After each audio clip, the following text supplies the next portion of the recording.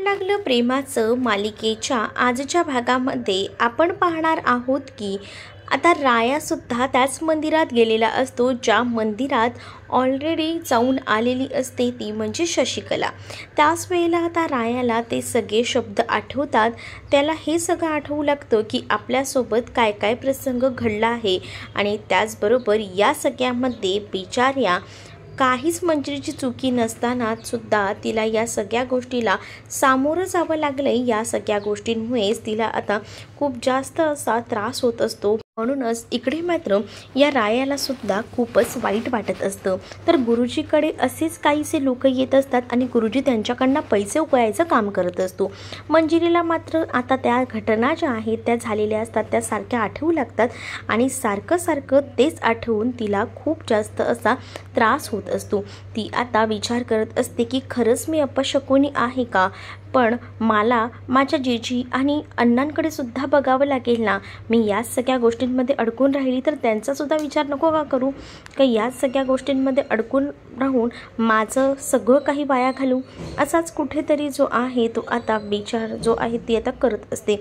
या सगळ्या गोष्टींच्या आहे तो विचार करत असतानाच इकडे मात्र आता ती विचार करते की नाही, आपण या सगळ्यातून बाहेर यायला हवं आणि आपल्या जीजीला आधार द्यायला हवा।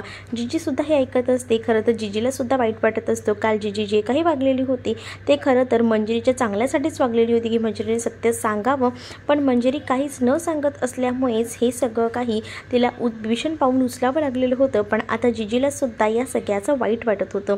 जीजी जी आहे ती मात्र आता एकटक पाहत असते, तर दुसरीकडे मात्र मंजिरी जी आहे ती या सगळ्याचा स्वतःला त्रास करून घेत असते।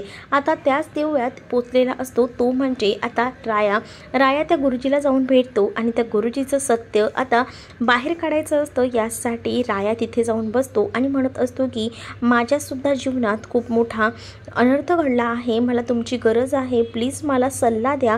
असं म्हणून तो म्हणत असतो की आजच्या आज तुम्ही हे सगळं करा, मी तुम्हाला वाटेल तितके पैसे द्यायला तयार आहे, 10,000 रुपये लागतील असं देखील त्या गुरुजींनी सांगितलेलं असतं। तर राया म्हणतो 10,000च काय, मी खूप पैसे द्यायला तयार आहे, पण प्लीज माझं ऐका, माझ्यासोबत माझं काम करायला या। त्यावर लगेच राया जो आहे तो आपल्या खिशातनं पैसे काढतो त्या गुरुजीला देतो। गुरुजी म्हणतो की ठीक आहे, तुमचं काम झालंच म्हणून समजा, असं देखील सांगितलेलं असतं। आता गुरुजीसाठी मुद्दामूनच जो राया आहे त्याने खड्डा खणलेला असतो, जेणेकरून तो गुरुजी जेव्हा घरी येईल तेव्हा तो मंजिरीसमोर सगळं सत्य सांगेल। यासाठी गुरुजीला आता रायाने पैसे दिलेले असतात आणि त्याला आता बोलतं करायचं त्याने ठरवलेलं असतं। त्याने आपल्या घरचा ॲड्रेस आणि या सगळ्या काही गोष्टी ज्या आहेत त्या आता त्या गुरुजीला दिलेल्या असतात। गुरुजीला तो म्हणतो की चला मग येतो मी गुरुजी, तुम्ही या वेळेवर, असं सांगून तो लगेचच तिकडनं आता जायला निघतो। तर दुसरीकडे मात्र आता जो गुरुजी असतो त्याला पैसे उकळायची ही सवय झालेली असते आणि त्यामुळे तो प्रत्येक जी लोक मंदिरात येतात त्या सगळ्यांकडनं पैसे उकळायचं काम करत असतो। म्हणजे सगळीजणं त्या भरोश्यावर राहत असतात आणि त्या सगळ्याचा हा गुरुजी जो आहे तो व्यवस्थितपणे फायदा घेत असतो।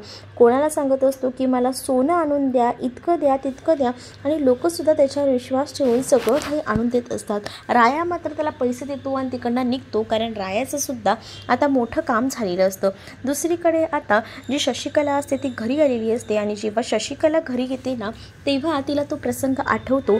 तिला हे सगळं काही करायला लागलं होतं ते म्हणजे इथे असणाऱ्या या रुजुतामुळेच तिच्यावर इतकं मोठं संकट आलं होतं आणि म्हणूनच ती या सगळ्याचा विचार करत असते आणि ती ठरवते की हे सगळं काही या रुजुतानेच केले, म्हणून ती तिला जाब विचारते आणि ही चिठ्ठी तूच मला दिलीस ना, असं बोलून शशिकला आता रुजुताला चांगलंच वेठीस धरते। रुजुता काहीच तोंडातनं एकही शब्द काढत नसते, म्हणून आता रुजुताची अक्षरशः गचांडीच तिने धरलेली असते। रुजुता म्हणत असते की आई सोड ना, पण इथे मात्र शशिकला रुजुताचं ऐकत नसते। ती म्हणत असते की काहीशा क्षुल्लकशा पैशांसाठी तू माझ्यासोबत गद्दारी केलीस, मला त्या देवळात पाठवलंस आणि माझ्यासोबत खोटं बोललीस, तुला ना मी आता असंच उडत नसते, बघ तुझी मी कशी वाट लावते ते, आणि असं बोलून ती तिला आता मारायचा प्रयत्न करत असते। तर बिचारी जी रुजुता असते ती सगळं काही सहन करत असते, कारण काही झालं तरी ती तिची आई आहे आणि त्यामुळेच या सगळ्या गोष्टी ती सहन करत असते। पण त्याच वेळेला मात्र आता जी शशिकला असते ती मात्र तिला त्रास द्यायची एकही संधी सोडत नसते। ती म्हणत असते हे सगळं काही तू मुद्दामून केलेलं आहेस आणि त्यामुळेच तुला तर शिक्षा तर होणारच, त्याशिवाय मी हे सगळं काही असंच सहन करणार नाही, तुला शिक्षा झाल्याशिवाय मी शांत बसणार नाही. आणि असं बोलून ती तिला कानाखाली मारायला जाणार. तितक्यातच तिथे आता जीजी आलेले असतात आणि जीजी ज्या आहेत त्या मात्र आता हात अडवतात. आणि त्याच वेळेला आता जीजी शशिकलाला म्हणत असतात की काय चाललंय, ही कोणती मनमानी, प्रत्येक वेळेला घरातल्या सगळ्यांनी तुझंच ऐकावं, ही कोणती मनमानी आहे तुझी. आणि तुला मी इतकंसुद्धा सांगितलेलं होतं की या घरात जर तू आम्हाला ठेवत असशील, तुझ्या नावावर जरी हे घर असलं तरीसुद्धा मी म्हटलं होतं की तुला या सगळ्यापासून लांब राहायचं आहे, पण तरीसुद्धा तू याच गोष्टींमध्ये अडकून राहतेस. तुला स्वतःच्या मुलीवर सुद्धा हात उचलताना लाज वाटत नाही का, असं जीजी बोलतात आणि रुजुताला तिकडनं घेऊन जातात. तर दुसरीकडे मात्र आता जी शशिकला असते ती ते पेपर घेऊन येते आणि म्हणत असते की हे घर माझ्या नावावर आहे आणि मालावरच तुम्ही दादागिरी करताय ना, तुम्हाला आता मी दाखवतेस. त्यावेळेला मात्र आता जीजी ज्या आहेत त्या म्हणत असतात की तू मला प्रत्येक वेळेला मला दाखवते म्हणते. ज्या वेळेला मी तुला हे सगळे पेपर दिले होते तेव्हा मी आधीच तुला सांगितलं होतं की मी तुला हे सगळं काही देते, पण त्या बदल्यात तू मला एक अटसुद्धा घातली होती. ती अट तेव्हा तू मान्य केली होतीस, मग आता काय झाले, ती अट तुला मान्य करायला प्रॉब्लेम काय आहे, कोणती अट. तर त्यावर आता जीजी जी आहे ती शशिकलाला सांगते की मी तुला सांगितलं होतं की काही झालं तरीसुद्धा माझ्या सुनेला तू हिनवायचं नाही की ती विधवा आहे म्हणून. तरीसुद्धा तू 10 वेळा तरी तिला हिनवत असशील की ती विधवा आहे, अपशकुनी आहे, पांढऱ्या पायाची आहे. काय गरज आहे या सगळ्या गोष्टी बोलायची, या सगळ्यामुळे काय त्रास होतोय हे तुला कळतंय का. या सगळ्याचा शशिकलाला थोडी फरक पडत असतो. शशिकलाला याबद्दल काहीही वाटत नसतं. ती मात्र मान वर करून म्हणत असते की मला जे वाटतं, योग्य वाटतं तेच मी करणार, मी कोणाचंही ऐकून घेणार नाही, कारण या घरात फक्त माझाच कारभार चालतो, असं देखील तिचं आता म्हणणं असतं. आणि जेव्हा आता हे सगळं काही ती म्हणते ना, तेव्हा खरं तर ना खूप जास्त राग जो आहे तो इथे असणाऱ्या जीजीला आलेला असतो. कारण बिचाऱ्या मंजिरीची या सगळ्यामध्ये काहीही चूक नसताना सुद्धा मंजिरीला हे सगळं काही सहन करावं लागतं आणि ते सुद्धा या मूर्ख बाईमुळे. म्हणूनच खूप जास्त आता ती संतापलेली असते आणि ती म्हणत असते की नाही, काही झालं ना तरीसुद्धा तू जे काही करतेस ना ते चुकीचं करतेस आणि मी काही झालं तरी माझ्या होणाऱ्या सुनेवर होणारा अन्याय मी सहन करणार नाही, असं देखील जीजी म्हणत असते. तेवढ्यातच तिथे मात्र शशिकलाचा आवाज वाढलेला असतो. तिथे आता राया आलेला असतो आणि राया म्हणत असतो की ही बाई अशी ऐकणार नाही आहे, या बाईला वटणीवर आणण्यासाठी ना मलाच आता काही ना काही करावं लागणार आहे. त्यावर मात्र रायाला लगेचच जोरजोरात आवाज करून शशिकला म्हणत असते की तू काय करणार आहेस रे, तू कोण लागतोस. त्यावर जीजी म्हणते की हा माझा मुलगा आहे, तर ही असली भाड्याची नाती घेऊन मला शिकवू नका, कोण तुमचा मुलगा, काय मुलगा, उगाच मला काही कारणं सांगू नका, असं देखील शशिकला जीजीला म्हणत असते. राया जो आहे तो म्हणत असतो की तुला आता नाही, जरा वेळ थांब, सगळं कळेल की कोण काय आहे ते, असं बोलून तो आता तिथं आलेला असतो आणि तो मात्र आता आवाज चढवत असतो. तर दुसरीकडे जीजीसुद्धा आता ऐकून न घेता या इथे असणाऱ्या शशिकलाचा सुद्धा माज उतरवते आणि म्हणत असते की तुला काय वाटते, तू जे काही करतेस ते योग्य करतेस का, बघ आता तुला सगळ्या गोष्टी कळतील आणि नेमकं काय आहे ना ते सुद्धा समजेल. त्याच वेळेला आता काय सांगणार आहेस मला तू आणि काय घडवणार आहेस मला अद्दल, मला माहिती आहे, मला ज्या गोष्टी हव्या आहेत ना त्या तर मी मिळवल्या आहेत, या घरावर फक्त माझा अधिकार आहे आणि तुम्ही लोक येऊन मला शिकवताय का, असं काहीसं आता ती म्हणत असते. तर दुसरीकडे मात्र आता जी काही बडबड चालू असते ना तिची, ती सगळी बडबड आहेत ना सगळीजण ऐकून घेत असतात, पण कुठेतरी जे आहे ना तो राग जो मात्र आहे तो रायाला असतो आणि रायाला माहिती असतं की या सगळ्याचा बदला कसा घ्यायचा. त्यामुळे रायासुद्धा तितकाच उफाळून निघालेला असतो.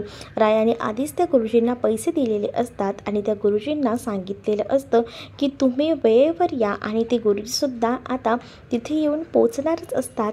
पण तरीसुद्धा या ज्या काही गोष्टी आहेत त्या एकदमच व्यवस्थितपणे करायच्या हे काहीसं आता ठरलेलं असतं. जीजी मात्र आता सगळं काही बघत असते. तर शशिकला आता जे काही केलेलं असतं ते स्वतः कबूल करायला तयार नसते. तर दुसरीकडे मात्र राया जो आहे तो म्हणत असतो की तू काय केलं आहेस ना ते सगळंच माहिती, उगाचच ना मिसफायरला तू किती नावं ठेवलेली आहेस, ती अपशकुनी आहे आणि खूप काही, पण जे नसतानासुद्धा तिच्या पत्रिकेतला तू दोष दाखवलास, काहीही कारण नसतानासुद्धा. असं देखील आता राया आणि जीजी जे आहेत ते शशिकलावर वार करत म्हणत असतात. तर शशिकला म्हणत असते की मी काही केलेलं नाही आहे, उगाच कोणतेही आरोप माझ्यावर लादू नका. हे सगळं जेव्हा आता शशिकला म्हणते तेव्हा मात्र राया आता शांत बसत नाही, कारण त्याच्याकडे पुरावा असतो. रायाने स्वतः पाहिलेलं असतं की ही शशिकला कोणत्या थराला गेलेली आहे ते. तरीसुद्धा शशिकला आता इथे दाखवत असते की तिची काहीच चूक नाही, तिनं काहीच केलेलं नाही. पण रायाच्या मोबाईलमध्ये एक मोठा पुरावा असतो की या लोकांचे संबंध आहेत आणि हे सगळं काही. त्याच वेळेला आता इकडे असणारा राया जो आहे तो भडकलेला असतो. तर शशिकला जी आहे ती काही कबूल करायला तयार नसते. तेवढ्यातच तिथे आता गुरुजी आलेला असतो आणि गुरुजीला अचानक आलेलं बघून इथे मात्र शशिकला म्हणत असते की ओ तुम्ही इथे काय करताय आणि तुमचं इथे काय काम आहे, असं काहीसं ती आता म्हणत असते. आणि त्याच वेळेला मात्र जेव्हा हे सगळं काही ती म्हणते तेव्हा राया म्हणतो की तुम्ही दोघंही जण एकमेकांना ओळखता का. तर अरे हे तर मंदिरातले गुरुजी आहेत, यांना तर अख्खं गाव ओळखतं, माझंच काय घेऊन बसलाय, असं काहीसं आता शशिकला म्हणत असते. तर दुसरीकडे मात्र आता शशिकला जी आहे ती मंजिरीला बोलायची एकही संधी सोडत नसते. त्या बिचाऱ्या मंजिरीला खूप जास्त ती हिणावते. ही विधवा आहे, ही नतद्रष्ट आहे, पांढऱ्या पायाची आहे, अपशकुनी आहे, जी ह्या घरात जाईल ना त्या घराचं पूर्णतः वाटोळं करेल. ही मुलगी हिने ऑलरेडी हिच्या पहिल्या नवऱ्याला गेलेलं आहे आणि आता ही सुद्धा ही असंच करते, असं काहीसं आता बोललं जात असतं. आणि दुसरीकडे मात्र हे सगळं जेव्हा हे काही बोललं जातं तेव्हा मात्र मंजिरीला त्या गुरुजींचे शब्दही आठवतात, कारण गुरुजी साक्षात समोर उभे असतात.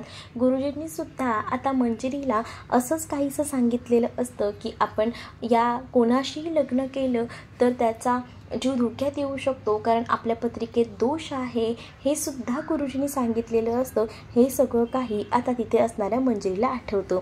तर दुसरीकडे आता अचानक गुरुजींची एंट्री झालेली असते. तर गुरुजींची एंट्री झालेली असली तरीसुद्धा आता राया जो आहे तो खरं तर जीजीकडे पाहत असतो आणि त्याचसोबत शशिकलाला म्हणत असतो काय मग या गुरुजींना ओळखतेस ना, मग या गुरुजींसोबत काही व्यवहार वगैरे झाला आहे का. तर त्यावर मात्र लगेच विषय बदलतच ती म्हणत असते की तू काय बोलतोय, तुला तरी कळतंय का, कसल्या व्यवहाराबद्दल बोलतोय. या गुरुजींना तर अख्खं गाव ओळखतं, तसं मीही ओळखते.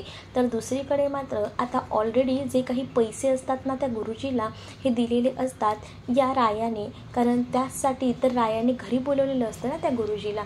आणि जेव्हा तो गुरुजी तिथे येतो ना तेव्हा मात्र तो काही बोलायला तयार नसतो. पण आता रायाच्या स्टाईलने त्याला बोलतं करायचा प्रयत्न करतो आणि म्हणत असतो की तुम्ही हिची पत्रिका पाहिली होती ना, हिच्या पत्रिकेत काही दोष वगैरे. त्यावर म्हणतो की नाही, मी पत्रिका तर पाहिली नव्हती, मी असंच सांगितलं होतं. पत्रिका पाहिली नाही आणि मग तुम्ही या सगळ्या काही गोष्टी कशा काय सांगितल्या, असं देखील आता राया जो आहे तो मुद्दामच विचारतो.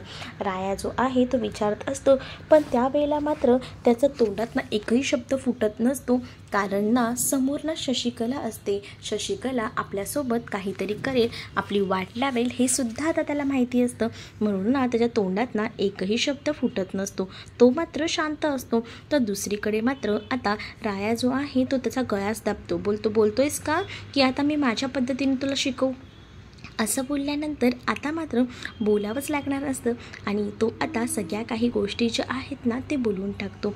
आणि जेव्हा तो ह्या सगळ्या काही गोष्टी बोलतो ना तेव्हा मात्र आता समोर असलेली शशिकला जी आहे ती घाबरते आणि म्हणते की तू काय बोलतोयस रे, मी काही केलेलं नाही आहे, उगाच काही बोलू नकोस. तर दुसरीकडे मात्र आता जीजी ज्या आहेत त्यासुद्धा भडकलेल्या असतात आणि जीजी ज्या आहेत त्या म्हणत असतात की उगाच आहे ना आता खोटं बोलू नकोस, तुला घाम किती फुटला आहे तो बघ. तर लगेचच ती म्हणते की मला घाम वगैरे काही फुटलेला नाही आहे, उगाच ह्या सगळ्यामध्ये मला ओढू नका आणि या सगळ्या गोष्टी माझ्यासोबत सांगूही नका. मी ह्या माणसाला ओळखत नाही, मी यासोबत काहीच कोणताही व्यवहार केलेला नाही. देखील आता शशिकला जी आहे ती बोलत असते, पण राया हुशारीने त्या गुरुजीकडनं सगळं सत्य वदवून घेतो. तो गुरुजी जो आहे तो म्हणत असतो की माफ करा, पण मी कोणतीही पत्रिका वगैरे पाहिली नव्हती. पत्रिका न पाहता तू या सगळ्याबद्दल कसं काय सांगितलं. मला माझ्या प्रश्नाचं उत्तर हवं आहे, दे माझ्या प्रश्नाचं उत्तर. तू जर पत्रिका पाहिली नव्हतीस तर या सगळ्या गोष्टी तू बोललासच कसा, असं देखील आता राया जो आहे तो रागारागात बोलत असतो. जेव्हा हे सगळं काही राया रागारागात बोलतो ना, तेव्हा मात्र आता खूप जास्त टेन्शन जे आहे त्या गुरुजीला आलेलं असतं. गुरु जो आहे तो एकदमच घाबरलेला असतो. गुरुजी आता सगळं काही सत्य सांगतो की ही बाई येऊन मला भेटली होती आणि या बाईनं मला पैसे दिले होते आणि त्याचमुळे मी त्यांच्या सांगण्याप्रमाणे सगळं काही वागलेलो आहे असं देखील सांगतो. खरं तर ही मुलगी व्यवस्थित आहे, यांच्या पत्रिकेत कोणताही दोष नाही. मला ज्या पद्धतीने या बाईने बोलायला सांगितलं होतं त्या पद्धतीने मी तिथे येऊन बोललो असं देखील आता सांगितलं जातं. आणि जेव्हा या सगळ्या गोष्टी ज्या आहेत त्या सांगितल्या जातात ना, तेव्हा मात्र आता इकडे सगळ्यात मोठा धक्का जो आहे तो खरं तर मंजिरीला बसलेला असतो. मंजिरी म्हणते, मग देवळात जो काही प्रसंग घडला तो त्यावर तिथे आता सगळ्याची कबुली द्यायला रुजुतासुद्धा असते आणि ती म्हणत असते की बघ हे सगळं काही घडवून आणलेलं होतं, आईनेच हे सगळं केलं होतं. आईच्या रूममध्ये मला हे काही स्क्रू सापडलेले आहेत. त्या दिवशी पाळणा जो काही पडला त्यामध्ये सुद्धा ह्याचाच हात होता, आपला काही अपशकुन वगैरे नव्हता. मंजिरी तू योग्य आहेस, तुझ्या कोणत्याही ह्याच्यामध्ये दोष नाही आहे, त्यामुळे तू काळजी करू नकोस असं देखील सांगितलेलं असतं. दुसरीकडे राया जो आहे तो मात्र आता जिजीवर चिडतो आणि म्हणत असतो की तुम्ही आमच्यामध्ये भांडणं लावू पाहत होतात. म्हणजेच ज्या मुलीने मला मोठ्या धर्मसंकटातून बाहेर काढलं, माझ्यावर जी गोळी लागली होती ती गोळी स्वतःवरून हे करून ती सगळ्यातून तो बाहेर पडला मी, आणि तरीसुद्धा मला या सगळ्यामध्ये तुम्ही अडकवायला निघालेला होतात. पण आता नाही, आता मी शांत बसणार नाही असं देखील आता रायाने ठरवलेलं असतं. कारण मंजिरीने सुद्धा रायावर बरेच उपकार केलेले असतात. हे सगळं काही घडवून आणणारं कोण आहे काय आहे हे तर मी शोधून काढणारच आहे. पण बिचाऱ्या मंजिरीची काहीच चूक नसताना तिला या सगळ्यामध्ये तुम्ही लोक कशा पद्धतीने अडकवताय ना हे मला चांगलंच माहिती आहे. पण मंजिरी बिचारी खरंच खूप गुणी आहे, व्यवस्थित आहे, तरीसुद्धा तिच्या पत्रिकेत तुम्ही दोष आहे असं सांगितलं. हे सगळं सांगताना तुम्हाला जरा देखील लाज वाटली नाही का हो शशिकला मॅडम? पण आता नाही, मी आता शांत बसणार नाही आहे. तुम्ही जे काही मंजिरीसोबत म्हणजेच मिस फायरसोबत केले ना त्याबद्दल तर मी आवाज उठवणारच. मी पोलिसात तक्रार केलेली आहे आणि त्याचेच हे पेपर आहेत. खरं तर मुद्दामून रायाने ते पेपर तिच्यासमोर ठेवलेले असतात, पण ते पेपर जे आहेत ते पॉवर ऑफ अटर्नीचे असतात. तर ते काही माहिती नसतं इथे असणाऱ्या त्या शशिकला म्हणत असते, अच्छा म्हणजे तू माझी तक्रार केली आहेस का? आणि ते पेपर ती हातात घेते आणि तिथे जो दिवा असतो त्या दिव्यावर ते पेपर ठेवते आणि ते पेपर ती जाळून टाकायचा प्रयत्न करते. जेव्हा ते पेपर ती जाळून टाकते ना तेव्हा ती म्हणत असते की आता तू काय करणार आहेस, तू काही कर, मला काही फरक पडत नाही. तर दुसरीकडे जेव्हा ती पेपर जाळून टाकते त्याची पूर्ण राख झालेली असते ना, मग त्या पेपरमध्ये ज्या काही गोष्टी आहेत त्या राया सांगतो. राया म्हणतो की ते पेपर ते नव्हतेच, ते पेपर पॉवर ऑफ अटर्नीचे होते. या घरावर तुझी जी काही सत्ता होती ना ती आता राहिलेली नाही आहे. आता हे घर पूर्णतः हे मिस फायर त्यासोबत जिजींचं आहे, त्यामुळे तुझं आता काहीच इथे चालणार नाही असं देखील म्हटलेलं असतं. ऑलरेडी मंजिरीला खूप जास्त राग आलेला असतो, कारण मंजिरी ही खूप जास्त हे सगळं सहन करत होती इतके दिवस, पण आता तिला चांगलाच आयता चान्स मिळालेला असतो. मंजिरी शशिकलाच्या हाताला धरते आणि शशिकलाला घराच्या बाहेर काढते. शशिकला म्हणत असते की प्लीज प्लीज असं करू नका, पण आता मंजिरी एकाही शब्दाने तिचं ऐकून घेत नाही, तिला धक्के मारत घराबाहेर काढते. तर तुम्हाला हा भाग कसा वाटला हे मला नक्कीच कमेंटमध्ये सांगा आणि अशाच नवनवीन भागांसाठी आपल्या चॅनलला सुद्धा सबस्क्राईब नक्कीच करा. चला तर मग भेटूया पुढच्या भागामध्ये. तोपर्यंत टाटा बाय.